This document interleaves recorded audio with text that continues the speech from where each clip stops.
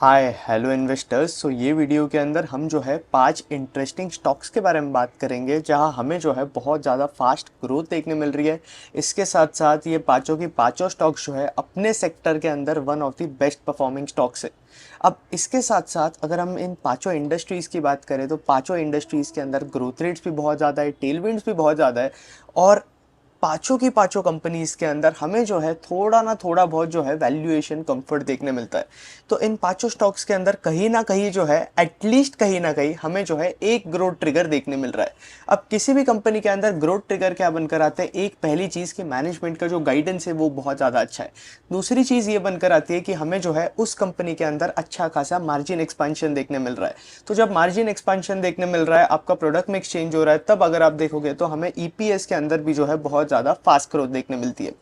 तीसरा growth trigger ये बनकर आता है कि कंपनी को जो है बहुत ज़्यादा स्ट्रॉन्ग ऑपरेटिंग लेवरेज मिल रहा है, क्योंकि कंपनी जो है ऑलरेडी केपेक्स लगा चुकी है, जिसकी वजह से कंपनी के अंदर आगे जाकर जो है हमें ऑपरेटिंग लेवरेज किक इन होना देखते मिल सकता है। तो ये सारे कुछ ग्रोथ ट्रिगर्स है जो कि इन पांचों कंपनीज के अंदर जो है कहीं ना कहीं से जो है वो प्ले आउट हो रहे हैं। तो जो पहली कंपनी जो कि हम डिस्कस करने वाले हैं उसका नाम है ओसवाल पंप्स। और ओसवाल पंप्स का आईपीओ अगर आप देखोगे तो अभी अभी रिसेंटली आईपीओ कंपनी है ये। तो ओसवाल पंप्स के जो Q1 FY26 के नंबर्स है ना वो बहुत ज़्यादा स्ट्रॉन्ग आए, और इसके साथ साथ कॉन्फ्रेंस कॉल के अंदर मैनेजमेंट ने जो गाइडेंस दिया हुआ है वो भी जो है बहुत ज़्यादा सॉलिड गाइडेंस दिया हुआ है। और पूरी अगर हम सोलर पंप्स की इंडस्ट्री को देखें तो दो मेन प्लेयर्स बनकर आते हैं। एक पहला प्लेयर जो है आपका ओसवाल पंप्स, और जो दूसरा प्लेयर है वो है आपका शक्ति पंप्स। तो शक्ति पंप्स के केस में अगर हम बात करें तो वहाँ पे जो है ग्रोथ रेट्स इनकी जो है थोड़ी रिड्यूस हो गई है।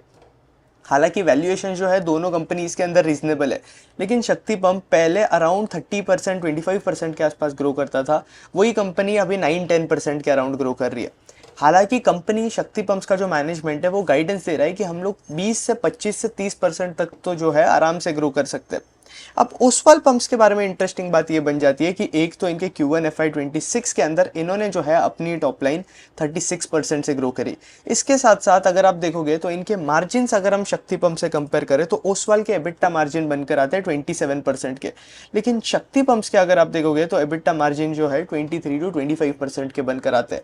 अब हमें ओसवाल के एबिटा मार्जिन जो है शक्ति से बेटर देखने मिलते हैं। रीजन सबसे बड़ा ये बनकर आता है कि ओसवाल पंप्स के अंदर जो है हमें बैकवर्ड इंटीग्रेशन देखने मिलता है। ये लोग भी वही सोलर पंप्स बनाते हैं, लेकिन अगर आप देखोगे तो जो सेल्स की कैपेसिटी है, जो मॉड्यूल्स की कैपेसिटी है जो कि इन्हें सोलर पंप्स बनाने के अंदर यूज किए जाते हैं, तो ये सारे रॉ मटेरियल वगैरह जो इन्हें रिक्वायर्ड होते हैं उसके लिए ये लोग बैकवर्ड इंटीग्रेटेड है, इनके पास फैसिलिटी है, जिसकी वजह से ओसवाल पंप्स के अगर आप मार्जिन देखोगे तो कंपैरेटिवली शक्ति से जो है बेटर है। अब सिर्फ यही बात नहीं है, ओसवाल पंप का जो मैनेजमेंट है ना, शक्ति गाइड कर रहा है कि वो FY26 के अंदर आराम से ग्रो करेंगे 25-30% के आसपास। ओसवाल का मैनेजमेंट ये बता रहा है कि हम लोग बॉस ग्रो करेंगे 60% पे इस साल, और इन मीडियम टर्म अगर आप देखोगे तो उनका भी 30-35% के आसपास का जो है गाइडेंस बनकर आता है। तो दोनों कंपनीज अच्छी लग रही है, लेकिन ओसवाल के अंदर जो री रेटिंग पोटेंशियल है ना वो कंपैरेटिवली ज़्यादा बनकर आता है, क्योंकि यहाँ पे ग्रोथ रेट जो है वो कंपैरेटिवली स्ट्रॉन्गर है अगर हम शक्ति से कंपेयर करें। और एक और एडवांटेज ये बनकर आता है कंपनी का कि यार ये लोग जो है पूरे की पूरे बैकवर्ड इंटीग्रेटेड है। अगर हम ओवरऑल पूरे एग्रीकल्चरल पंप्स की मार्केट की बात करें, इंडिया के अंदर पंप्स के मार्केट की बात करें, तो यहाँ आप देखोगे तो मैक्सिमम पंप्स जो है आपके एग्रीकल्चरल पंप्स होते हैं, फिर उसके बाद आपके इंडस्ट्रियल पंप्स बनकर आते हैं, और फिर आपके रेसिडेंशियल पंप्स होते हैं। लेकिन सबसे ज़्यादा स्ट्रॉन्ग ग्रोथ रेट जो है हमें आपके एग्रीकल्चरल पंप्स के अंदर देखने मिल रही है, क्योंकि सबसे बड़ा पार्ट ऑफ इंडस्ट्री यही है। तो यहाँ पे अगर आप देखोगे तो एग्रीकल्चरल पंप्स एक्सपेक्टेड है कि FY25 के अंदर expected to go from 3 to 4.5 billion dollar के आसपास। फिर यहाँ अगेन अगर आप देखोगे तो इनका जो इंडस्ट्रियल पंप का मार्केट है ना वो भी बहुत ज़्यादा फास्ट ग्रो होने वाला है इंडिया के केस में। अब एज ऑफ नाउ अगर हम इंडिया के सोलर पंप्स का मार्केट देखें तो 2025 में आपका 98% ऑफ सोलर पंप जो है एग्रीकल्चरल के अंदर यूज़ किया जाता है, और 2% के आसपास जो है इंडस्ट्रीज़ के अंदर यूज़ किया जाता है। FY30 तक एक्सपेक्टेड है कि 10% के आसपास इंडस्ट्रीज़ के अंदर भी यूज़ किया जाएगा, और 90% जो है एग्रीकल्चर के अंदर यूज़ किया जाएगा। अब ये जो भी आपके एग्रीकल्चरल पंप्स बनकर आते हैं, यहाँ सबसे मेजर कॉन्ट्रीब्यूटर कौन सी गवर्नमेंट स्कीम है, यहाँ अगर आप देखोगे तो चीज़ें जो है गवर्नमेंट स्कीम पे बहुत ज़्यादा डिपेंड करती है। तो जब से गवर्नमेंट जो है PM कुसुम योजना लेकर आई, जब से इन पंप्स पे जो है फार्मर्स को सब्सिडी दी जा रही थी, तब से अगर आप देखोगे तो इन कंपनीज की जो ग्रोथ रेट्स है ना वो इंक्रीज हो चुकी है। तो यहाँ अगेन अगर आप देखोगे, आप नॉर्मली कोई सोलर पंप लेने जाओगे तो वो जो है उसके लिए आपको 4 लाख 5 लाख के आसपास पे करना पड़ता है। लेकिन अगर आप पीएम कुसुम योजना से लोगे तो आपको उसी सोलर पंप के लिए 1 लाख के आसपास पे करना पड़ेगा। तो ये सब्सिडीज से जो है, ये सब्सिडीज प्रमोट करती है फार्मर्स को कि वो लोग जो है सोलर पंप्स के अंदर जाकर इन्वेस्ट करें। तो ये इंटरेस्टिंग बात बनकर आती है आपके सोलर पंप्स के बारे में। अब पीएम कुसुम योजना के बारे में एक रिस्क ये बनकर आता है कि ये योजना जो है अभी FY26 के अंदर जो है एक्सपायर होने वाली है। और ऐसा बताया जा रहा है कि ये पीएम कुसुम योजना का 2.0 वर्जन भी जो है आने वाला है, जिसकी वजह से इन दोनों कंपनीज के अंदर जो है जो ग्रोथ मोमेंटम है ना, वो फिर भी परसिस्ट चलेगा। अब रीजन ये बनकर आता है कि यार अगर ये योजना आई नहीं तो फार्मर को सब्सिडी मिलेगी नहीं, और फार्मर जो है कभी भी आपके डीजल पंप्स होते हैं वहां से आपके सोलर पंप्स की तरफ कभी ट्रांजिशन ही नहीं कर पाएंगे। तो ये एक रिस्क बन जाता है। इसलिए मुझे भी लगता है कि यार पीएम कुसुम योजना का 2.0 वाला जो वर्जन है वो फिर से आएगा और चीजें जो है यहाँ पे ऑटोमेटिकली बेटर होगी, क्योंकि आपका पीएम कुसुम योजना का जो सेकेंड वाला वर्जन होगा वो आपके फर्स्ट वाले से भी जो है बहुत ज्यादा बेटर होगा। फिर इसके साथ साथ अगर हम बात करें तो पूरे इंडिया के अंदर आपकी जो टैपिंग अपॉर्चुनिटी बनकर आती है ना, वो भी कंपैरेटिवली बहुत ज़्यादा है, और मैक्सिमम अपॉर्चुनिटी आपकी कंपोनेंट बी और कंपोनेंट सी के अंदर बनकर आती है। फिर इसके साथ साथ गवर्नमेंट चाहता है कि फार्मर जो है आपके डीजल से सोलर पंप्स की तरफ शिफ्ट हो, क्योंकि यार डीजल पंप से पॉल्यूशन वगैरह भी होता है, एनर्जी वगैरह भी बहुत ज़्यादा लगती है, और गवर्नमेंट चाह रही है कि यार रीन्यूएबल एनर्जी पे चीज़ें धीरे धीरे शिफ्ट हो, इसलिए गवर्नमेंट इनको जो है सोलर पंप पे शिफ्ट कर रही है। तो ये है यार ओसवाल पंप्स के बारे में। अगेन यहाँ पे गाइडेंस बहुत ज़्यादा इंटरेस्टिंग है। कंपनी की जो है दो की सब्सिडरीज है, आपका ओसवाल सोलर स्ट्रक्चर एंड आपका वाल्सो सोलर सॉल्यूशंस।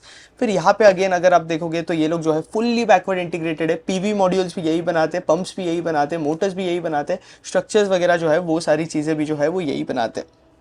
इनके नंबर्स बहुत ज़्यादा स्ट्रॉन्ग है। कंपनी की ऑर्डर बुक अगर आप देखोगे तो इनकी 700 to 800 करोड़ के आसपास की ऑर्डर बुक पड़ी हुई है। अब इंटरेस्टिंग बात यह है कि मैनेजमेंट बताता है कि अगर हमें और ऑर्डर चाहिए तो हमें आराम से मिल जाएंगे। बस पीएम कुसुम योजना के अंदर क्या होता है कि इन प्लेयर्स को जो है कुछ एक लिमिटेड टाइम दिया होता है एग्जीक्यूशन करने का, तो इन्हें विद इन 120 डेज जो है एग्जीक्यूट करना पड़ता है। अगर उससे ज़्यादा वो एग्जीक्यूट नहीं कर पाते तो इनका जो है मार्केट शेयर चल जाता है। तो कंपनी का मैनेजमेंट ये बोल रहा है कि ऑर्डर तो बॉस हमको आराम से मिल जाएगा, लेकिन उस ऑर्डर मिलने के लिए हमें जो है उसे उस ढंग से एग्जीक्यूट भी करना पड़ेगा। तो जितना ये लोग एग्जीक्यूट कर रहे हैं उतना ज़्यादा ही जो है ये लोग ऑर्डर ले रहे हैं, उससे ज़्यादा ये लोग ऑर्डर नहीं ले रहे, क्योंकि गवर्नमेंट जो है इस चीज़ में बहुत स्ट्रिक्ट है। तो आपकी जो ऑर्डर बुक है करंटली वो एक्सपेक्टेड है कि अबाउट 2 क्वार्टर्स के अंदर जो है कम से कम एग्जीक्यूट हो जाए। फिर एज ऑफ नाउ अगर हम पीएम कुसुम स्कीम के अंदर ओसवाल पंप्स का मार्केट शेयर देखें तो 31% के आसपास जो है इनका मार्केट शेयर बनकर आता है। अब पीएम कुसुम स्कीम्स के अलावा भी बहुत सारे स्टेट्स हैं जो कि अपनी अपनी स्कीम लेकर आ रहे हैं, जैसे कि महाराष्ट्र के अंदर भी जो है एक और स्कीम आई थी आपके सोलर पंप्स के लिए। तो वहाँ पे आप देखोगे तो 5 लाख पंप्स के आसपास का जो है स्टेट का टारगेट है, और उसमें 1 लाख पंप्स के लिए जो है ऑलरेडी टेंडर्स वगैरह जो है इशू कर दिए।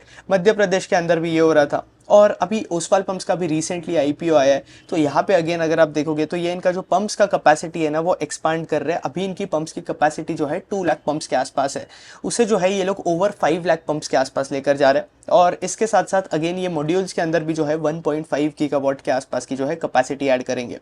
अब मार्जिन का अगर मैं गाइडेंस की बात करूं तो मार्जिन जो है कंपनी के ऑलरेडी एबिटा मार्जिन अगर हम देखें तो 25% के आसपास है, और मैनेजमेंट भी यही बता रहा है कि इनके 25% के 29% के जो एबिटा मार्जिन है वो परसिस्ट रहेंगे।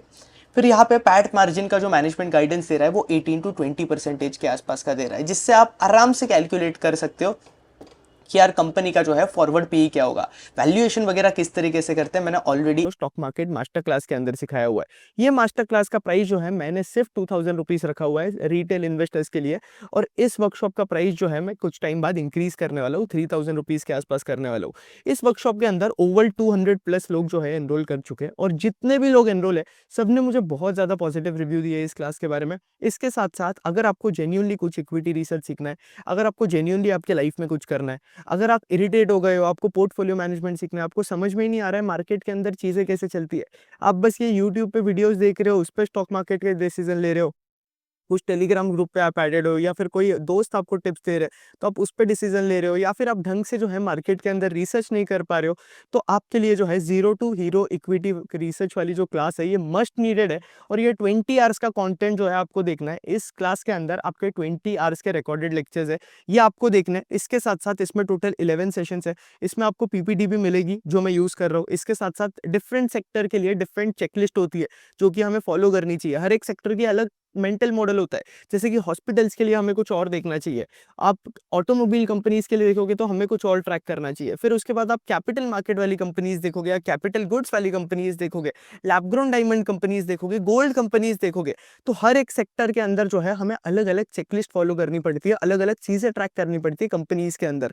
तो इस मास्टर क्लास के अंदर आप सीखोगे कि कौन से सेक्टर के अंदर हमें क्या देखना है। आप आराम से एक बार आपने 20 आवर्स का कंटेंट देख लिया, आपको कंपनीज ट्रैक करनी स्टार्ट करनी है और फिर आप जो है कोई भी कंपनी को ट्रैक कर सकते हो, नॉट किडिंग। इसके साथ साथ जो है मैं आपको इस मास्टर क्लास के अंदर सिखाऊंगा कि आप किस तरीके से एआई को अपने रिसर्च के अंदर यूज कर सकते हो, लेवरेज कर सकते हो। यहाँ पे मैंने जो है आपको वैल्यूएशंस के बारे में भी सिखाया हुआ है कि आप किस तरीके से कोई भी स्टॉक को जो है वैल्यू कर सकते हो मार्केट के अंदर विद इन मिनट्स। वो सीएफए वाले लोग होते हैं ना, वो कॉम्प्लेक्स कॉम्प्लेक्स मॉडल सिखाते हैं आपको, डीसीएफ मॉडल, ये मॉडल वो मॉडल, आपको कोई जरूरत नहीं है। क्योंकि रियल लाइफ के अंदर अगर हम स्टॉक मार्केट के अंदर होते हैं तो ये सारी चीजें जो है एप्लीकेबल नहीं होती है, फाइनेंस वाली चीजें। तो आप भले ही एमबीए फाइनेंस हो या फिर आपका स्टॉक मार्केट के अंदर कोई बैकग्राउंड नहीं है, आपको जो है ये मास्टर क्लास के अंदर एनरोल कर लेना चाहिए अगर आपको जेन्युइनली स्टॉक मार्केट के बारे में जो है सीखना है। यहाँ पे मैं आपको ये भी सिखाऊंगा कि आप पोर्टफोलियो मैनेजमेंट किस तरीके से कर सकते हो, जहां मैं अपना पोर्टफोलियो रिवील करूंगा आप लोगों को, और अपने पोर्टफोलियो के स्टॉक से जो है मैंने आपको सारी चीजें सिखाई है। इसके साथ साथ यहाँ पे जो है आपको हमारे प्रीमियम टेलीग्राम ग्रुप का जो है एक्सेस पे मिल जाता है, जो कि लाइफ टाइम एक्सेस मिलता है आपको। तो ये 2000 का प्राइस है, ये कुछ भी नहीं है, और जो वैल्यू आपको इस मास्टर क्लास के अंदर मिलेगी ना, वो बहुत ज्यादा, इनफैक्ट 100x ज्यादा होगी जो प्राइस आप पे कर रहे हो। और डेली मुझे मेल्स आते रहते हैं, डेली मुझे डीएम्स आते हैं, व्हाट्सअप पे आता है, एक्स पे आता है, जीमेल पे मेल्स आते होते हैं। लोग जो है डेली मुझे बता रहे होते हैं कि भाई मास्टर क्लास के बाद जो है हमें कंटेंट बहुत अच्छा लगा, एकदम सुपर कंटेंट है। क्योंकि लोग आपको स्टॉक मार्केट कोर्सेज के नाम पे कचरा बेच रहे हैं, आपको बेसिक चीजें सिखा रहे हैं, और इस मास्टर क्लास के अंदर आप एकदम एडवांस चीजें सीखोगे, और वो चीजें सीखोगे जो कि आपको मार्केट के अंदर एक्चुअली रेलेवेंट है। और इसके साथ साथ लोग मुझे बताते हैं कि यार भाई हमने मास्टर क्लास देखने के बाद हमारा पूरा पोर्टफोलियो रिबैलेंस कर लिया। इसके साथ साथ लोग मुझे ये भी बता रहे हैं कि हमने कंपनीज को ट्रैक करना स्टार्ट कर दिया है, कुछ लोगों ने तो कंटेंट क्रिएट करना स्टार्ट कर दिया है, तो वो लोग भी जो है कॉन्स्टेंटली टच के अंदर है। और एक और चीज, मास्टर क्लास देखने के बाद अगर आपको कभी भी डाउट आता है कोई भी स्टॉक रिलेटेड या कोई भी चीज रिलेटेड, तो आप जो है मुझसे वन ऑन वन भी कनेक्ट कर सकते हो, या तो मेरे एक्स के ट्विटर के डीएम्स के अंदर, या फिर आप मुझे मेल कर सकते हो, या मेल और डीएम्स पे कनेक्ट करोगे तो मेरे लिए ज्यादा बेटर होगा। तो मास्टर क्लास के लिए एनरोल कर लेना, लिंक नीचे जो है डिस्क्रिप्शन के अंदर दिया हुआ है। और ये वैल्यू जो आपको मिलेगी ना इस प्राइस के लिए, वो कंपैरेटिवली 100x ज्यादा है। तो ये 2000 रुपीज के लिए जो है सोचो मत, हमें जो है इग्नोरेंस टैक्स पे नहीं करना है हमारे लाइफ के अंदर। और ये सारी चीजें जब हम लर्निंग पे मिस आउट कर देते हैं ना, तो हम जो है इग्नोरेंट टैक्स पे करते हैं। इक्विटी रिसर्च मास्टर क्लास के अंदर सिखाया हुआ है, तो नीचे लिंक डिस्क्रिप्शन में दिया हुआ है, आप डायरेक्ट एनरोल कर सकते हो। फिर इसके साथ साथ एक्सपोर्ट्स की बात करें तो कंपनी का जो एक्सपोर्ट वाला सेगमेंट है ना, वो भी बहुत ज़्यादा फास्ट पेस पे ग्रो हो रहा है, that is growing at about 40 to 50% के आसपास। अब कंपनी टारगेट कर रही है कि FY26 के अंदर ये लोग एक्सपोर्ट से जो है 4 to 4.5% के आसपास रेवेन्यूज लेकर आए। तो यही बनकर आता है ओवरऑल सेक्टर के अंदर डिमांड बहुत ज़्यादा है आपके सोलर पंप्स के लिए, पीएम कुसुम योजना 2 भी आ गई, रिन्यू भी हो गई। तो अगेन इन कंपनीज के लिए जो है, जो हमें रिस्क लग रहा है एज इन्वेस्टर, वो रिस्क भी जो है रिड्यूस हो जाएगा। और मैनेजमेंट तो यही बता रहा है कि यार पीएम कुसुम 2 जो है आने ही वाला है। और इसके साथ साथ जस्ट इन केस अगर वो डिले हो जाता है तो कंपनी का मैनेजमेंट इनका ग्रोथ गाइडेंस डिलीवर करेगा इनके डीलर डिस्ट्रीब्यूटर नेटवर्क से, या फिर इनका जो एक्सपोर्ट वाला है वहाँ से ये लोग जो है गाइडेंस वगैरह डिलीवर करेंगे। तो ओवरऑल अच्छी कंपनी है ओसवाल पंप्स, आपको जो है रीड करनी चाहिए। शक्ति पंप से मुझे थोड़ी बेटर लगती है इन टर्म्स ऑफ ग्रोथ वगैरह, वैल्यूएशंस वगैरह भी जो है मुझे ओसवाल पंप्स बेटर लगती है, तो आप इसे जाकर रीड करो। अब जो अगली कंपनी जो हम डिस्कस करने वाले हैं वो है ट्रांसरेल। अब ट्रांसरेल अगर आप देखोगे तो ये जो है एक ईपीसी कंपनी है। अगर आप मुझे अभी तक एक्स पे फॉलो नहीं करते हो तो पहले जाओ एक्स पे फॉलो करो, मेरा एक्स का यूजर आईडी है आयुष मर्दा 07। अब एक्स पे जो है मैं ऑलरेडी एक वीडियो बना चुका हूँ, स्किपर और ट्रांसरेल का P2P कंपैरिजन हमने किया हुआ है। ये जो है हमने हमारे पिछले YouTube चैनल पे पोस्ट करी थी वीडियो, लेकिन आप लोगों को पता ही है कि वो वीडियो जो है डिलीट हो चुकी है, चैनल भी डिलीट हो चुका है due to some technical reasons. तो वहाँ अगेन अगर आप देखोगे तो ट्रांसरेल को जाकर आप उस वीडियो से जो है बहुत अच्छा पढ़ सकते हो, रीड कर सकते हो, समझ सकते हो, और at the end P2P comparison भी कर सकते हो ट्रांसरेल का और स्किपर का। क्योंकि मैक्सिमम लोगों को कंफ्यूजन ये होता है कि यार स्किपर और ट्रांसरेल में जो है बेटर प्लेयर कौन सा है। तो वो पूरा 20-25 मिनट्स का वीडियो है, 30 मिनट्स का, उससे आपको पूरा आइडिया लग जाएगा। अब ट्रांसरेल के अगर मैं Q1 FY26 के नंबर्स की बात करूँ तो हमें जो है ट्रांसरेल की तरफ से बहुत ज़्यादा फास्ट और स्ट्रॉन्ग एग्जीक्यूशन देखने मिला है, जहां कंपनी ने अपनी टॉप लाइन ग्रो करी है 81% से। इसके साथ साथ मार्जिन अगर मैं बताऊं तो मार्जिन जो है ट्रांसरेल के मोर और लेस सेम ही है, और कंपनी को जो है बहुत ज़्यादा स्ट्रॉन्ग ऑपरेटिंग लेवरेज देखने मिला है, जहां कंपनी ने अपना पैट ग्रो किया है 105% से। तो इनके जो Q1 FY26 के रिजल्ट थे ना ट्रांसरेल के, वो बहुत ज़्यादा ब्लॉकबस्टर नंबर्स आए कंपनी की तरफ से। अब ट्रांसरेल कौन से सेगमेंट के अंदर काम करता है? ये लोग जो है आपके टीएनडी सेगमेंट के अंदर काम करते हैं। अगेन ये ट्रांसरेल जो है एक ईपीसी कंपनी है, तो ये लोग आपके सिविल कंस्ट्रक्शन के अंदर भी है, रेलवेज के अंदर भी ये लोग काम करते हैं। फिर पोल एंड लाइटिंग हो गया और सोलर ईपीसी हो गया। अब मेन इनके जो रेवेन्यूज आ रहे हैं वो टीएनडी वाला जो ईपीसी है उससे ही आ रहे हैं, और इनकी मैक्सिमम ऑर्डर बुक भी जो बनकर आती है वो टीएनडी ईपीसी से ही है। इनके मार्जिन अगर आप देखोगे तो इनके ऑर्डर बुक के जो है दो पार्ट है, एक है आपका टीएनडी वाला ऑर्डर बुक और दूसरा वाला जो सेगमेंट है वो है नॉन टीएनडी। तो ट्रांसरेल के मार्जिन अगर आप देखोगे तो टीएनडी वाले सेगमेंट से जो है कंपैरेटिवली बेटर है एज कंपेयर टू आपका non TND that constitutes about 8% of order book. तो जब आप कोई भी ईपीसी कंपनी ट्रैक कर रहे हैं ना, तो एज इन्वेस्टर आपका काम होता है कि आपको जो है ऑर्डर बुक के अंदर क्या चल रहा है वो ट्रैक करना पड़ेगा, और ऑर्डर बुक के अंदर किस लेवल के ऑर्डर्स इनके पास पड़े हुए हैं, आगे जाकर मार्जिन किस डायरेक्शन में जाएंगे, ये सारी चीजें जो है हमें ऑर्डर बुक से आइडिया लग जाता है। फिर इसके बाद अगर हम बात करें तो अगेन नंबर जो है कंपनी के बहुत ज़्यादा सॉलिड है, और इनकी ऑर्डर बुक का अगर हम स्प्लिट देखें तो यहाँ पे अगेन इनके पास डोमेस्टिक ऑर्डर्स भी बहुत अच्छे खासे अबाउट 79% ऑफ ऑर्डर्स जो है जो कि इनफ्लो हुए वो डोमेस्टिक है, और इंटरनेशनल ऑर्डर्स जो है इनके 21% के आसपास बनकर आते हैं। और ओवरऑल टोटल ऑर्डर बुक अगर आप देखोगे तो 14,000 करोड़ के आसपास की इनकी ऑर्डर बुक बनकर आती है, और वहाँ पे डोमेस्टिक से जो है 60% ऑफ ऑर्डर्स बनकर आते हैं, और इंटरनेशनल से जो है 40% ऑफ ऑर्डर्स बनकर आते हैं। अगर हम मार्जिन वाइज बात करें तो इनके मार्जिन जो है ऑब्वियसली इनके जो इंटरनेशनल ऑर्डर्स या एक्सपोर्ट ऑर्डर्स बनकर आते हैं वहां कंपैरेटिवली बेटर है, लेकिन डोमेस्टिक ऑर्डर्स के अंदर अगर आप देखोगे तो एज ऑफ नाउ डिमांड जो है कंपैरेटिवली बहुत ज्यादा है, क्योंकि टीएनडी सेक्टर के ऊपर कंटिन्यूअसली स्पेंड किया जा रहा है। अगर आप देखोगे तो पावर ग्रिड भी जो है टीएनडी सेक्टर के लिए गवर्नमेंट डिसाइड नहीं करता है केपेक्स, आपका जो पावर ग्रिड होता है ना वो डिसाइड करता है कि बॉस टीएनडी सेक्टर के अंदर स्पेंड कितना करना है। तो पावर ग्रिड का जो केपेक्स का गाइडेंस है अगेन वो भी बहुत ज़्यादा हेल्दी है, और फिर इसके साथ साथ ओवरऑल 9 लाख करोड़ रुपीस के आसपास जो है स्पेंड करे जाने वाले हैं आपके टीएनडी सेक्टर के अंदर बाय आपका FY30 के आसपास तक। तो वो भी एक बहुत बड़ी अपॉर्चुनिटी बनकर आती है। इसके साथ साथ रिन्यूएबल एनर्जी की तरफ शिफ्ट हो रहा है, अगेन ग्रिड स्टेबलाइजेशन पे फोकस किया जा रहा है इंडिया के अंदर, और आउट ऑफ इंडिया के अंदर भी अगर आप देखोगे मतलब फॉरेन कंट्रीज के अंदर वहाँ पे भी किया जा रहा है। अगर आप टीडी पावर जैसी कंपनीज को ट्रैक करते हो तो वहाँ पे अगेन मैनेजमेंट ये बता रहा है कि यार डिमांड ही इतना ज़्यादा है, ये लोग जो है आपके जनरेटर्स वगैरह बनाते हैं तो इनको भी जो है बहुत ज़्यादा डिमांड देखने मिल रहा है। तो ओवरऑल ट्रांसरेल की तरफ से भी जो है हमें स्ट्रॉन्ग डिमांड देखने मिल रहा है, और स्किपर की तरफ से भी हमें वही लेवल ऑफ डिमांड जो है देखने मिल रहा है। अब किसी को अगर पता नहीं है ईपीसी कंपनीज क्या करती है, तो ईपीसी कंपनीज इंजीनियरिंग प्रोक्योरमेंट वाली सर्विसेज प्रोवाइड करती है। मतलब क्या कि अगर किसी कंपनी को जो है बहुत बड़े ट्रांसमिशन टावर्स बनाते हैं या पोल्स बनाने हैं, तो उसके लिए क्या होता है ये लोग जो है ट्रांसरेल जैसी कंपनीज के पास जाएंगे, और ट्रांसरेल जैसी कंपनी जो है उन्हें पोल्स वगैरह हर एक चीज़ जो है बनाकर दे देगी। रॉ मटेरियल वगैरह ये लोग जो है खुद लेकर आते हैं, खुद मंगवाते हैं, कहीं से भी इंपोर्ट भी होता है मैक्सिमम रॉ मटेरियल्स अगर आप देखोगे तो, और फिर वो रॉ मटेरियल्स को जो है अगेन वो पूरा प्रोडक्ट बनाकर कंपनी को डिलीवर कर देते हैं। तो जैसे कि अदानी आ सकता है ट्रांसरेल को कॉन्ट्रैक्ट दे सकता है, और ट्रांसरेल का काम है कि पूरा उनका लैंड वगैरह जो है वो अदानी का रहेगा, तो उस लैंड पे जो है जो भी प्रोजेक्ट उन्हें एग्जीक्यूट करना होगा वो उसे एग्जीक्यूट कर कर अदानी को जो है पूरा दे देगा। तो इसे जो है हम ईपीसी कंपनी बोलते हैं। तो अगेन अगर हम ट्रांसरेल की बात करें तो यहाँ पे इंटरेस्टिंग बात ये बनकर आती है कि मैनेजमेंट कॉन्फ्रेंस कॉल के अंदर क्या बता रहा है।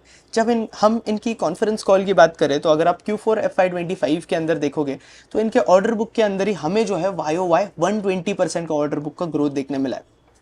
और इसके साथ साथ अगर हम एबिटा मार्जिन की बात करें तो एज ऑफ नाउ कंपनी के एबिटा मार्जिन जो है वही 13% के आसपास बनकर आते हैं, और यहाँ पे मैनेजमेंट यही बता रहा है कि इनके एबिटा मार्जिन जो है मोर और लेस मेंटेन रहेंगे 12 to 12.25% के आसपास। फिर ऑर्डर बुक की अगर मैं बात करूं तो इनके पास जो L1 ऑर्डर्स होते हैं जो कि आपके लोएस्ट बिडिंग ऑर्डर्स होते हैं, मतलब क्या कि इस टाइप के ऑर्डर्स के अंदर आप जो जितनी ज़्यादा कम बिड लगाते हो ना उतने ज़्यादा आपको ऑर्डर मिलने के चांसेस इंक्रीज हो जाते हैं। तो वहाँ पे आप देखोगे तो ये ऑर्डर इनके 1300 करोड़ के आसपास बनकर आ रहे हैं, और फिर इसके बाद जो है इनका bid pipeline over 1 lakh crore के आसपास बनकर आता है ग्लोबली, और HVDC अपॉर्चुनिटी के पास जो है इनके पास 5000 करोड़ के ऑर्डर बनकर आते हैं। अगर आपको HVDC वगैरह समझना है तो GE वर्नोवा पे मैंने वीडियो बनाया हुआ है, चैनल पे अवेलेबल है, ट्विटर पे भी अवेलेबल है, तो वो आप जाकर जो है देख सकते हो। तो HVDC वाला अपॉर्चुनिटी भी बहुत बड़ा है, और जो कंपनी HVDC के अंदर काम कर रही है ना वहाँ अगर आप देखोगे तो हमें उन कंपनीज के अंदर जो है अच्छा खासा मार्जिन एक्सपेंशन देखने मिल सकता है। फिर जब हम ट्रांसरेल की बात करें तो यहाँ अगेन इनके कंपनी पे जो है एक बहुत बड़ा ओवरहैंग बन चुका था वैल्यूएशंस पे कि इनकी अच्छी खासी ऑर्डर बुक जो है बांग्लादेश से आती थी। तो अब कंपनी जो है अपनी बांग्लादेश की जो ऑर्डर बुक है वो धीरे धीरे रिड्यूस कर रहा है। 20% ऑफ ऑर्डर बुक थी पहले, अभी ये लोग उसे 12% के आसपास लेकर आए और FY26 के एंड तक मैनेजमेंट ये बता रहा है कि ये 12% को भी जो है ये लोग 5 to 6% के आसपास लेकर आ जाएंगे। ओवरऑल डिमांड जो है कंपनी को बहुत ज़्यादा स्ट्रॉन्ग देखने मिल रहा है। और ट्रांसरेल और स्किपर का मैं आपको एक ब्रीफ दूँ, कंपेयर करें हम तो गाइडेंस के टर्म्स में बात करें तो दोनों के मैनेजमेंट का गाइडेंस सेम ही है। ट्रांसरेल 23 to 25% गाइड कर रहा है, स्किपर जो है वो 25% के आसपास गाइड कर रहा है और मार्जिन भी जो है मोर और लेस सेम ही है। अब मैनेजमेंट क्या बोल रहा है, तो मैनेजमेंट ट्रांसलेल का ये बोल रहा है कि इनका टीएनडी सेक्टर पे जो आउटलुक है वो आपका इंटरनेशनल मार्केट और इंडिया मार्केट दोनों के अंदर स्ट्रॉन्ग है और there is continuous thrust on grid strengthening in expansion drive by rising power demand in most countries enhanced by energy transmission. इसके साथ साथ मैनेजमेंट ये भी बता रहा है कि we are anchorage by pipeline of projects which are expected to come for bidding and our expertise coupled with strong association with major players in sector helps us to sustain and deliver balanced growth. Power grid जो है 2027 में जो है 35,000 करोड़ के आसपास का capex plan कर रहा है और 2028 में 45,000 करोड़ के आसपास का केपेक्स प्लान कर रहा है। तो यहाँ पे आप देखोगे तो ट्रांसरेल का जो मार्केट शेयर बनकर आता है इसमें 8 to 10% के आसपास का बनकर आता है। तो इसलिए कंपनी को जो है बहुत ज़्यादा स्ट्रॉन्ग ग्रोथ रेट्स देखने मिल रही है। अगली कंपनी, थर्ड कंपनी जो कि हम डिस्कस करने वाले इसमें, वो उसका नाम है फ्रंटियर स्प्रिंग्स। कंपनी जो है आपके रेलवे सेक्टर के अंदर काम करती है। फ्रंटियर स्प्रिंग्स का स्टॉक अगर आप देखोगे तो बहुत ज़्यादा री रेट हो चुका है एज ऑफ नाउ। और आपसे एक रिक्वेस्ट है कि फ्रंटियर स्प्रिंग्स पे जो है मैंने एक बहुत बड़ा डिटेल एनालिसिस बनाकर रखा है, 30 मिनट्स का वो वीडियो है जिससे आपको जो है पूरा फ्रंटियर स्प्रिंग्स का बिजनेस मॉडल, गाइडेंस, मैनेजमेंट क्या करता है, हर एक चीज़ जो है क्लियर हो जाएगी और आपको आइडिया भी लग जाएगा। जहाँ उस सिनेरियो के अंदर जो है हमने बुल, बेयर और बेस वैल्यूएशन भी करी हुई है और सिनेरियोज बनाए हुए हैं कि किस तरीके से फ्रंटियर स्प्रिंग्स का प्राइस जो है हमें प्ले आउट करता हुआ देख सकता है और किस लेवल की री रेटिंग जो है हमें कंपनी के अंदर देखने मिल सकती है। अभी अगर हम इन शॉर्ट बात करें तो ये कंपनी जो है आपके स्प्रिंग्स बनाती है। ये स्प्रिंग्स जो है आपके दो टाइप के स्प्रिंग होते हैं, एक होता है आपका एयर स्प्रिंग और दूसरा वाला स्प्रिंग जो होता है वो आपके कॉइल स्प्रिंग्स होते हैं। तो आपके एयर स्प्रिंग्स जो है as of now Vande Bharat जैसी जो ट्रेन बनकर आती है वहाँ यूज़ किए जा रहे हैं। और स्प्रिंग्स जो है आपका किस तरीके से होता है, स्प्रिंग्स आपको यूज़ होने ही है ट्रेन्स के अंदर। मतलब क्या कि नई ट्रेन्स आ रही है, नए वेगन्स आ रहे हैं तो वहाँ पे भी स्प्रिंग्स यूज़ होंगे। एंड अगेन जो पुराने वेगन्स है वहाँ पे भी जो है आपको स्प्रिंग वगैरह जो है रिप्लेस करना ही पड़ेगा। तो स्प्रिंग्स जो है कॉन्स्टेंटली यूज़ किए जा रहे हैं। अगेन अगर हम बात करें इनके ऑर्डर बुक की तो इनके पास भी जो है बहुत ज़्यादा स्ट्रॉन्ग ऑर्डर बुक है। और यहाँ पे अगर मैनेजमेंट के गाइडेंस की बात करूँ तो मैनेजमेंट ने जो गाइडेंस दिया हुआ है ना आपके फ्रंटियर स्प्रिंग्स के केस में, तो वो भी बहुत ज़्यादा स्ट्रॉन्ग और इंटरेस्टिंग गाइडेंस दिया है। पहले मैनेजमेंट बता रहा था कि FY26 के अंदर ये लोग ग्रो करेंगे 20% के आसपास। अब मैनेजमेंट जो है 50% का गाइडेंस दे चुका है और देखते हैं कि किस तरीके से एग्जीक्यूशन जो है प्ले आउट करता है कंपनी के अंदर। अगर हमें फ्रंटियर के अंदर एग्जीक्यूशन प्ले आउट करता हुआ दिखा तो री रेटिंग की अपॉर्चुनिटी जो है और ज़्यादा इंक्रीज हो सकती है। जब हम प्रोजेक्ट्स की बात करें तो इनके जो प्रोडक्ट्स है वो आपके LHB कोचेस के अंदर यूज़ किए जाते हैं, लोकोमोटिव्स के अंदर यूज़ किए जाते हैं, वंदे भारत की जो ट्रेन है वहाँ पे यूज़ किए जाते हैं। और इनकी जो ऑर्डर डिलीवरी साइकिल होती है वो यूजुअली जो है स्मॉल होती है, इतनी ज़्यादा लेन देन साइकिल जो है इनकी होती नहीं है। और इनको जो है टेंडर्स भी कॉन्स्टेंटली मिल रहे हैं, L1 और L2 के लेवल के आसपास जो है ये लोग टेंडर्स के अंदर बिड कर देते हैं। अब मार्जिन की अगर मैं बात करूं तो इनके जो एबिटा मार्जिन थे अगर आप Q4 के अंदर देखोगे तो अच्छे खासे इंक्रीज हो गए थे। पहले इनके एबिटा मार्जिन अगर आप देखोगे तो 17% 16% के आसपास बनकर आते थे। अभी इनके एबिटा मार्जिन जो है आपके Q4 के अंदर ही 24% के आसपास जा चुके हैं।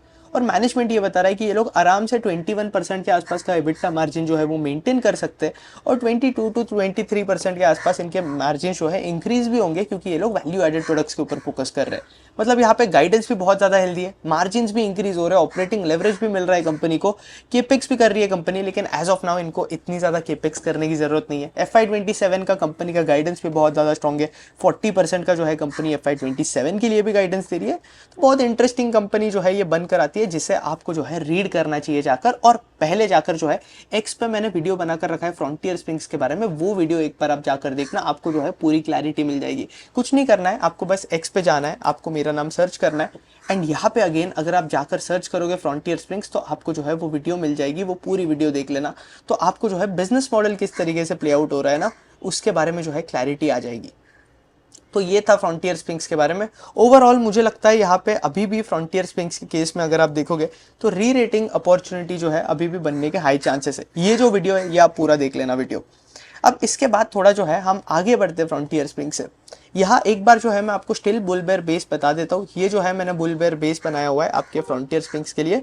तो यहाँ मैंने जो है अलग अलग अजम्पशन लिए हुए, बुल केस में मैंने ऐसा अज्यूम किया है कि मैनेजमेंट गाइडेंस को एक्सीड करेगा, बेस केस में मैंने ऐसा अज्यूम किया है कि ये लोग जो है 375 करोड़ के आसपास का रेवेन्यू करेंगे, और बेयर केस में ये लोग जो है 350 करोड़ का रेवेन्यू करेंगे। तो उस हिसाब से मैंने कंपनी को अलग अलग पी मल्टीपल्स भी असाइन किए हुए, तो वो जो है आप जाकर इंडिपेंडेंटली स्टडी कर सकते हो। तो जो फोर्थ कंपनी जो कि मुझे आपसे डिस्कस करनी है, इस कंपनी का नाम है एल्पेक्स सोलार। अब एल्पेक्स सोलार के भी अगर आप देखोगे तो हमें इस कंपनी के अंदर सॉलिड री रेटिंग देखने मिली है एज ऑफ नाउ, और अभी जो है कंपनी 26 के पीई पर ट्रेड कर रही है। ये भी कंपनी जो है सोलार ईपीसी कंपनी है, तो जैसे वारी एनर्जीज बन जाता है, प्रीमियर एनर्जीज बन जाता है, उसी लेवल की जो है उस टाइप ऑफ मॉडल के अंदर ही जो है ये कंपनी काम करती है। अब एल्पेक्स का अगर आप एक्सपांशन प्लान देखोगे तो ये बहुत ज़्यादा इंटरेस्टिंग है, जहाँ ये लोग टारगेट कर रहे हैं कि इनकी जो solar manufacturing module manufacturing capacity है, ये उसे 2.4 गीगावाट के आसपास लेके जाने वाले। सेल की इनकी कैपेसिटी ये लोग इंक्रीज कर रहे हैं। इसके साथ साथ इनका प्लांट भी आ रहा है, एल्यूमिनियम फ्रेम बनाएंगे ये मॉड्यूल्स के ऊपर, जो यूज़ किया जाता है वो आपके सोलर पैनल्स के ऊपर जो यूज़ किया जाता है। तो इसके वजह से इनके मार्जिन्स अगर आप देखोगे तो मार्जिन्स ऑटोमेटिकली जो है इनके बेटर हो जाएंगे। इसके साथ साथ अब सबसे इंटरेस्टिंग ये है कि ये लोग 100 मेगावाट के आसपास जो है आपके आईपीपी इंडिपेंडेंट पावर प्रोडक्शन के ऊपर फोकस कर रहे हैं। तो केपीआई ग्रीन एनर्जी नाम की कंपनी आपने रीड करी होगी, उनका भी वही है कि वो लोग जो है सीपीपी से आईपीपी की तरफ जा रहे हैं। तो अब जितना ज़्यादा ये लोग आईपीपी की तरफ मूव होंगे, जब वहाँ से रेवेन्यूज आने स्टार्ट हो जाएंगे, तब अगेन अगर आप देखोगे तो इनके मार्जिन्स भी जो है बेटर होने स्टार्ट हो जाएंगे। जब हम इनके Q1 FY26 के नंबर्स की बात करें तो हमें बहुत ज़्यादा स्ट्रॉन्ग ग्रोथ देखने मिली है इनके Q1 के नंबर्स के अंदर, जहां कंपनी ने अपनी टॉप लाइन ग्रो करी है ओवर 396%। मार्जिन के अंदर हमें एक्सपेंशन देखने मिल रहा है, और पैड ग्रोथ अगर आप देखोगे कंपनी की तो भाई 3800% की पैड ग्रोथ बनकर आती है। तो बहुत इंटरेस्टिंग बन रहा है। अब पहले कंपनी का पैड देखोगे तो यार पिछले साल से इतना आप कंपेयर नहीं कर सकते हो, इतने ज़्यादा पैड था नहीं, लेकिन स्टिल यार रिजल्ट्स बहुत ज़्यादा स्ट्रॉन्ग आ रहे हैं कंपनी के, तो आपको जो है ये कंपनी रीड करना बनता ही है। इसके साथ साथ एल्पेक्स का जो मैनेजमेंट है ना, उनका गाइडेंस जो है वो भी बहुत ज़्यादा स्ट्रॉन्ग है, जहाँ ये लोग गाइड कर रहे हैं कि ये अपनी टॉप लाइन जो है लगभग डबल कर देंगे आपका FY26 के अंदर। इसके साथ साथ कंपनी को जो है डिमांड विजिबिलिटी भी बहुत ज़्यादा स्ट्रॉन्ग है। ओवरऑल पूरे सोलर सेक्टर के अंदर अगर आप देखोगे तो जो भी कंपनी ऑपरेट कर रही है यहाँ पे, इनके नंबर्स बहुत ज़्यादा स्ट्रॉन्ग आ रहे हैं। लेकिन जब हम सोलर मॉड्यूल कंपनीज की बात करें, सोलर सेल वाली कंपनीज की बात करें, तो इनके ऊपर जो है एक रिस्क भी आ जाता है कि देखो गवर्नमेंट रेगुलेशन पे चीज़ें जो है बहुत ज़्यादा डिपेंड कर रही है। कल को अगर रेगुलेशन के अंदर थोड़ा बहुत चेंजेस देखने मिलता है और चाइना से जो है इंपोर्ट ड्यूटी हट जाती है गवर्नमेंट के एंड से, तो अगेन कंपनी को जो है दिक्कत देखने मिल सकता है, पूरे सोलर इंडस्ट्री को दिक्कत देखने मिल सकता है। तो ये एक रिस्क है जो कि मैं आप लोगों को जो है हाईलाइट करना चाहूँगा। फिर इसके बाद डिमांड विजिबिलिटी जो बनकर आती है कंपनी की, वो तो बहुत ज़्यादा स्ट्रॉन्ग है। और कंपनी गाइड कर रही है कि इनका एज ऑफ नाउ अभी सेल वाला जो प्लांट है वो 1.6 गीगावाट के आसपास का है, तो उसे ये लोग 2.4 गीगावाट के आसपास लेकर जाएंगे। इनके एबिटा मार्जिन के लिए ये लोग बता रहे हैं कि 16% के इनके एबिटा मार्जिन बनकर आते हैं, उसे जो है ये लोग 25% के आसपास लेकर जाने वाले हैं आपके बैकवर्ड इंटीग्रेशन से। ओवरऑल मैक्रो इकोनॉमिक्स की बात करें तो यार पॉलिसी टेलविंड जो है हमें बहुत ज़्यादा देखने मिल रही है सोलर सेक्टर के अंदर। तो एक तो गवर्नमेंट ने इंपोर्ट ड्यूटी लगा कर रखी है, आपके मॉड्यूल्स के ऊपर इंपोर्ट बैन किए गए, एंटी डंपिंग ड्यूटी लगा कर रखी है। ये सारी ड्यूटी की वजह से यार एक ही रीज़न है जिसकी वजह से सोलर इंडस्ट्री जो है सस्टेन कर पा रही है इंडिया के अंदर, क्योंकि चाइना के अंदर ये सारे मॉड्यूल जो है सिर्फ समझो, एक एग्जाम्पल दे रहा हूँ आपको, 4 रुपीज़ के अंदर बनाए जा रहे हैं, तो ये इंडिया के अंदर जो है 16 रुपीज़ के अंदर सेल हो रहे हैं, इंडियन मैन्युफैक्चरर्स बनाकर बेच रहे, तो इन्हें जो है एकदम हाई मार्जिन्स पे मिल रहे हैं इस रीज़न की वजह से। तो कल को अगर चाइना आ गया तो बॉस ये इंडस्ट्री जो है खत्म हो जाएगी। तो ये एक रिस्क बनकर आता है कंपनी का। लेकिन ओवरऑल यार इतना ज़्यादा पेसिमिस्टिक नहीं होते, कंपनी जो है बहुत अच्छा परफॉर्म कर रही है। इनके नंबर्स अगर आप देखोगे, मैक्सिमम नंबर्स 85% ऑफ रेवेन्यूज जो है इनके मॉड्यूल से आ रहे हैं, 15% ऑफ रेवेन्यूज जो है इनके ईपीसी से आ रहे हैं। और फिर यहाँ पे अगेन अगर आप देखोगे तो ये लोग जैसे जैसे आईपीपी के अंदर स्केल करेंगे, और इसके साथ साथ आईपीपी का ये लोग स्केल करने वाले इन नेक्स्ट 2 ईयर्स, तो वो जो है आपको ट्रैक करना पड़ेगा एज इन्वेस्टर। अब मैं भी कॉन्फ्रेंस कॉल के लिए ये रुका हुआ हूँ इनकी Q1 की, तो एक बार कॉन कॉल होगी तो हमें भी आइडिया लगेगा कि बॉस कंपनी के अंदर क्या चल रहा है। तो ये था एल्पेक्स सोलार के बारे में। एल्पेक्स के साथ आप एक और कंपनी पढ़ सकते हो, ऑस्ट्रेलियन प्रीमियर सोलार है कंपनी का नाम, तो वो भी आप रीड कर सकते हो। और इसके साथ साथ एक और आप वारी जैसे प्लेयर्स तो पढ़ ही सकते हो यार, वारी एनर्जी जैसे प्लेयर्स बनकर आते हैं, प्रीमियर एनर्जी जैसे प्लेयर्स बनकर आते हैं, जिनके नंबर जो है ऑलरेडी बहुत ज़्यादा स्ट्रॉन्ग आ रहे हैं। तो ये थी फोर्थ कंपनी हमारी। एक और कंपनी हम डिस्कस करेंगे इस वीडियो के अंदर जो कि फाइनेंशियल सेक्टर के अंदर है और हाउसिंग फाइनेंस स्पेस के अंदर काम करती है कंपनी का नाम है इंडिया शेल्टर हाउसिंग फाइनेंस। इनके Q1 FY26 के numbers again as usual consistent number जो है हमें कंपनी की तरफ से देखने मिल रहे हैं। और ये जो है हमें कॉन्स्टेंटली देखने मिल रहा है। और इसके साथ साथ मैनेजमेंट ने अपना एसेट अंडर मैनेजमेंट का जो गाइडेंस है, अब किसी भी फाइनेंशियल को आप ट्रैक कर रहे हो तो आपको कुछ मेट्रिक्स होते हैं जो कि आपको ट्रैक करनी चाहिए। आपको आरओए ट्रैक करना है, आरओई ट्रैक करना है, लोन बुक की ग्रोथ ट्रैक करनी है, निम्स का जो स्प्रेड है वो आपको देखना है, एसेट क्वालिटी आपको देखनी है, बुक का क्या लेवल है, जैसे कि सिक्योर्ड बुक है, अनसिक्योर्ड बुक है, वो आपको ट्रैक करना है। इन कंपनीज का आपको जियोग्राफिकल एक्सपांशन वगैरह ट्रैक करना है। अगेन ये सारी चीजें जो है मैं मास्टर क्लास के अंदर सिखा चुका हूँ कि कौन से सेक्टर के अंदर आपको कौन सी चीजें ट्रैक करनी है। तो नीचे डिस्क्रिप्शन में लिंक दिया हुआ है, अगर आपने अब तक एनरोल नहीं किया है ना तो जल्द से जल्द एनरोल कर लेना। अब इसके बाद बात करें तो इंडिया शेल्टर के बारे में मुझे ये बात पसंद है कि देखो ओवरऑल आपका पूरा हाउसिंग फाइनेंस स्पेस के अंदर ही टेलविंड्स बहुत ज़्यादा है। अब कंपनीज ये गाइड कर रही है कि ये लोग जो है आराम से 20-22% के आसपास जो है अपनी लोन बुक ग्रो कर सकते हैं। और मैं इंडिया शेल्टर की बात नहीं कर रहा हूँ, मैं तो बजाज हाउसिंग फाइनेंस जैसे बड़े बेस वाली बड़े लोन बुक वाली कंपनी की बात कर रहा हूँ। तो अब इंडिया शेल्टर जैसी जो कंपनीज बनकर आती है इनके लिए ग्रो करना जो है कंपैरेटिवली फास्टर पेस पे हो जाता है और पॉसिबल हो जाता है। तो यहाँ पे अगेन अगर आप देखोगे तो इनके स्प्रेड जो है वो मेंटेन्ड है, इनकी एसेट क्वालिटी भी जो है मेंटेन्ड है और हमें जो है कंसिस्टेंट परफॉर्मेंस देखने मिला है।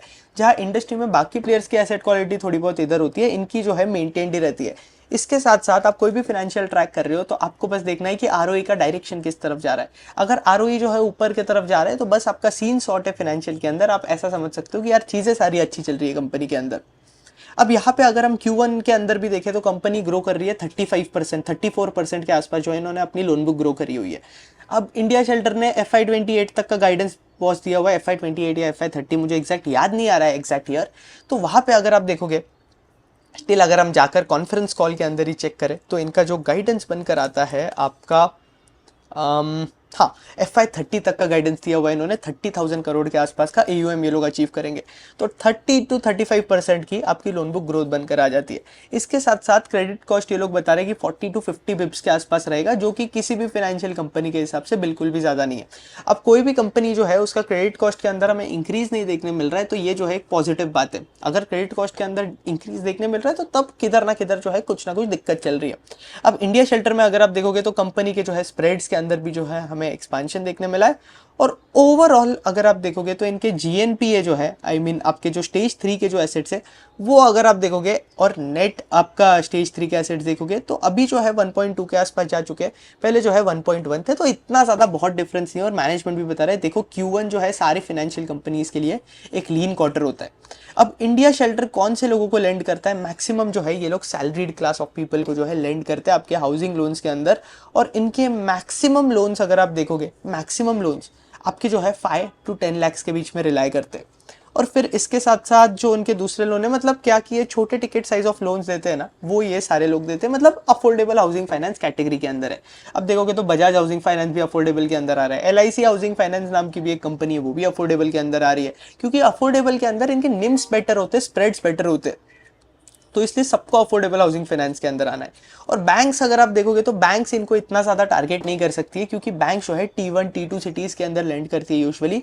ये लोग जो है आपके T3 सिटीज़ के अंदर जो है इनकी मैक्सिमम लोन बुक रिलाई करती है। मतलब क्या कि T3 सिटीज़ से जो है कंपनी के अबाउट 55% ऑफ लोन बुक जो है T3 सिटीज़ से आती है। तो ये एक इंटरेस्टिंग बात बन जाती है इंडिया शेल्टर के अंदर। और अगेन लोन बुक का परफॉर्मेंस बहुत ज़्यादा कंसिस्टेंट है कंपनी के अंदर, और कंपनी को जो है कॉन्स्टेंटली ऑपरेटिंग लेवरेज मिल रहा है। पिछले कुछ क्वार्टर से मैं देख रहा हूँ कंपनी जो है 35% का लोन बुक दिखाती है और इसके साथ साथ ऑपरेटिंग लेवरेज भी दिखाती है। तो ये इंटरेस्टिंग बन जाता है। और कंपनी का ROE अगर आप देखोगे तो हमें ROE के अंदर भी जो है इंक्रीज देखने मिला है। तो ये हो जाता है ओवरऑल पूरे हाउसिंग फाइनेंस स्पेस के अंदर टेलविंड्स है पूरे सेक्टर के अंदर। तो आप इस कंपनी को जाकर जो है रीड कर सकते हो अगर आपने इंडिया शेल्टर को रीड नहीं करा है। अब इंटरेस्टिंग बात ये बनकर आती है कि इनकी जो वैल्यूएशन है, अब आप किसी भी फाइनेंशियल कंपनी को वैल्यू करते हो ना तो आपको प्राइस टू बुक यूज करना चाहिए। तो इनका प्राइस टू बुक बनकर आता है 3.7 के आसपास का। और फिर जब हम इनके पीयर कंपनीज को जाकर रीड करें, जैसे कि होम फर्स्ट फाइनेंस हो गया, अब होम फर्स्ट फाइनेंस का भी जो परफॉर्मेंस है अच्छा है हाउसिंग फाइनेंस स्पेस के अंदर। तो यहाँ पे आप देखोगे तो इनका प्राइस टू बुक बनकर आता है 4.5 के आसपास का, और ये लोग ग्रो कर रहे हैं 30% पे। तो वैल्यूएशन डील वाइज देखूं तो मैं इंडिया शेल्टर जो है मुझे कभी भी बेटर लगता है, और पूरे सेक्टर के अंदर सबसे ज्यादा फास्ट पेस पे ग्रो हो रहा है। आवाज देखो, एप्टस देखो, उनसे कंपैरेटिवली जो है बहुत ज्यादा बेटर परफॉर्मेंस जो है इंडिया शेल्टर का है। और यार आवाज तो भाई मैं तो अभी क्या ही बोलूँ आवाज के बारे में आपको, मतलब कंपनी ग्रो कर रही है आराम से कुछ अराउंड 20% के आसपास, और आपके बाकी जो प्लेयर्स है बजाज हाउसिंग फाइनेंस जैसे बड़े बड़े प्लेयर्स वही इतना ज्यादा 22-24% के आसपास ग्रो कर रहे हैं। तो मतलब क्या ही इंटरेस्ट बनेगा आवास में। तो ये है, इंडिया शेल्टर एक अच्छी कंपनी है जो कि आपको रीड करनी चाहिए हाउसिंग फाइनेंस स्पेस में। तो ये कुछ 5 कंपनीज है, 6-7 कंपनीज है। होम फर्स्ट भी आप जो है रीड कर सकते हो। एक रेपको हाउसिंग फाइनेंस भी है जो कि आप लोग जो है रीड कर सकते हो। ये भी अगेन जो है इंटरेस्टिंग कंपनी है, तो हाउसिंग फाइनेंस स्पेस के अंदर रीड कर सकते हो। तो ये कुछ कंपनीज है, 5-6 कंपनीज हमने डिस्कस कर ली जो कि अगेन आपको ट्रैक करनी चाहिए और बेस्ट इन दी सेक्टर है। अब होम फर्स्ट से बेटर जो है मेरा पर्सनल प्रेफरेंस है कि मुझे इंडिया शेल्टर लगता है, क्योंकि वैल्यूएशन वाइज यार इंडिया शेल्टर होम फर्स्ट से बेटर है। तो इतना ही रखूंगा। वीडियो पसंद आया यार तो लाइक करना, कंटेंट पसंद आया, चैनल पसंद आ रहा है, चैनल पे नए हो तो सब्सक्राइब करो। और इसके साथ साथ अगर आप मेरे पुराने ऑडियंस हो, मतलब आपको पता ही होगा, मैं लास्ट हमारे पिछले चैनल की बात कर रहा हूँ, तो इस चैनल को जो है मैक्सिमम लोगों से शेयर करना ताकि हम लोग जो है मैक्सिमम लोगों को रीच आउट कर पाए। इसके साथ साथ आप लोग अगर मुझे एक्स पे फॉलो नहीं करते हो तो आप मुझे जाकर एक्स पे फॉलो करो, जहाँ मैं अगेन कंपनी के अपडेट्स वगैरह दे रहा होता हूँ, आपको रिजल्ट डिस्कस कर रहा होता हूँ आप लोगों के साथ, और जो भी सारी चीज़ें हैं मैं एक्स पे अपडेट कर देता हूँ। तो आप एक्स पे मुझे पहले जाकर फॉलो करो। अब इसके साथ साथ एक और चीज़ है कि आप लोग जो है मास्टर क्लास का लिंक नीचे डिस्क्रिप्शन में दिया हुआ है, और मास्टर क्लास देखने के बाद आपको कभी भी कोई भी डाउट आता है तो आप जो है मुझे डीएम पे रीच आउट कर सकते हो एक्स पे। और इसके साथ साथ यार मुझे पता है आप अगर मास्टर क्लास के अंदर एनरोल कर चुके हो, तो आपसे एक रिक्वेस्ट है कि आप मास्टर क्लास जो है मैक्सिमम लोगों से शेयर करना, क्योंकि यार मुझे एक्स पे डेली डीएम्स आ रहे होते हैं, मेल आ रहा होता है कि यार हमें जो है इतना ज़्यादा वैल्यू एडिशन हुआ, हमने कंपनीज वगैरह को ट्रैक करना स्टार्ट कर दिया, ये जो है हमारी बेस्ट इन्वेस्टमेंट थी। तो मुझे पता है तो यार ये प्रोडक्ट जो है कितना वैल्यू फॉर मनी है ना, मुझे पता है। इनफैक्ट आपको जो वैल्यू मिल रही है इस प्रोडक्ट के अंदर वो कंपैरेटिवली बहुत ज़्यादा है जो आप प्राइस पे कर रहे हो। इसलिए जो है मैं मास्टर क्लास का जो है कॉन्स्टेंटली प्राइस हाइक करता रहता हूँ, ताकि इसे जो है मैं सही वैल्यू के आसपास लेके जाऊँ। तो अगर आपने रजिस्टर नहीं किया है तो जल्द से जल्द जो है मास्टर क्लास के लिए रजिस्टर कर लेना, लिंक नीचे डिस्क्रिप्शन में दिया हुआ है। तो इस नोट पे वीडियो इतना ही रखूंगा, और भी बाकी वीडियोस हमने जो है चैनल पे पोस्ट करे हो, और बाकी कुछ वीडियोस है जो कि हमें एक्स पे पोस्ट करने पड़े, तो एक्स पे भी जो है आप वीडियो जाकर देख सकते हो। That's it. आयुष मर्दा साइनिंग ऑफ। जय हिंद, जय भारत।